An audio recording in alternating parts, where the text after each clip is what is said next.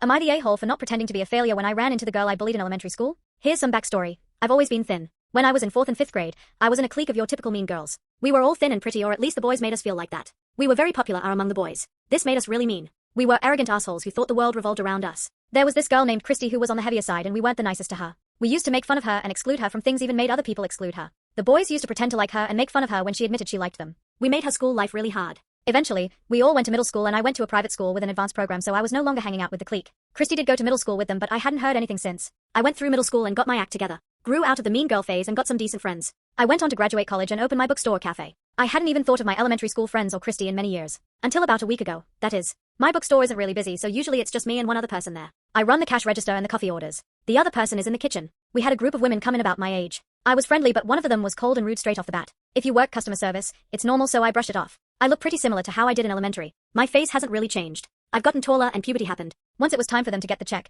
the rude women came up and to pay and told me, guess karma does exist.